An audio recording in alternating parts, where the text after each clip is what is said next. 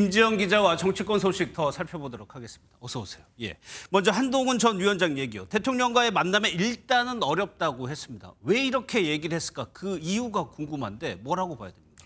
한동훈 전 위원장의 의중을 정확하게 알 수는 없습니다. 예. 하지만 여러 관계자들에게 물어보니 지금은 윤석열 대통령을 만나 위로를 받을 입장이 아니란 판단을 했을 것으로 추측했습니다.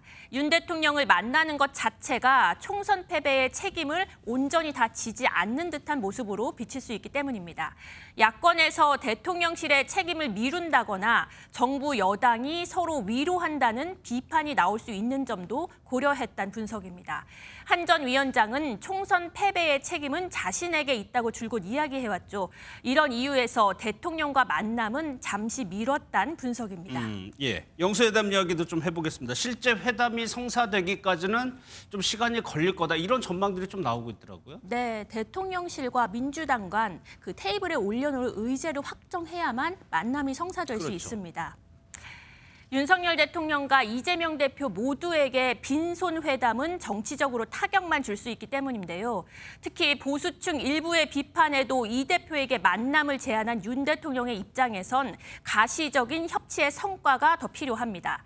이 대표 역시 협치를 뿌리친 야당 대표, 거야 입법 독주라는 여당 비판에 몰릴 수 있습니다. 예, 그런데 지금 민주당이 통과시키겠다는 특검법이 여러 가지가 있는데 이 중에서는 정부가 받아들일 수 없는 것도 있잖아요. 이 부분의 조율도 가능할까요? 네, 지난 2년간 강대강 대치의 주요 원인 바로 이런 특검법 같은 입법 독주 때문이었죠. 예. 그래서 이 문제를 그냥 덮어줄 수는 없습니다. 민주당 관계자는 민생이 핵심이 되는 건 맞다면서도 최상병, 이태원 참사, 전세 사기 특별법 등 3대 법안은 의제로 꺼낼 수 있을 것 같다고 말했습니다. 실제 논의된다고 보장되긴 어렵지만 의제 조율 과정에선 충분히 나올 수 있다는 겁니다. 예, 그런데 윤석열 대통령이 전부 다 못 받겠다고 하면 성과가 안 날 수도 있는 거고 그 안에서 윤 대통령이 받을 수 있을 만한 특검법은 뭐가 있을까요?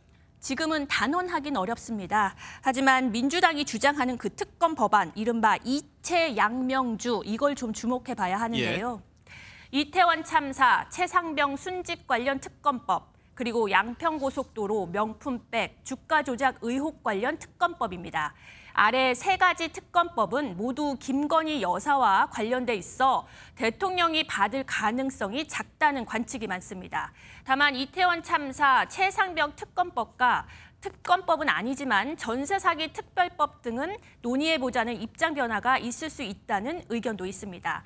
여당에서도 찬성 의견이 나오는 최상병 특검법은 민주당이 협상 카드로 활용해 의제의 주도권을 선점할 것이란 분석도 나옵니다. 예, 그러면 그 문제는 어떤가요? 이 대표가 이제 공개적으로 언급한 것이 전 국민 25만 원 지원금 문제인데 이거 논의 가능할까요? 네, 이번 회담의 핵심 의제가 바로 민생 문제인 만큼 실무진 의제 조율 과정에 오르긴 할 것 같지만 이거를 직접 논의할 수 있을까? 이건 좀 다른 문제입니다.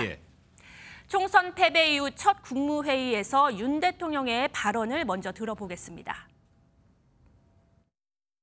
무분별한 현금 지원과 포퓰리즘은 나라의 미래를 망치는 것입니다.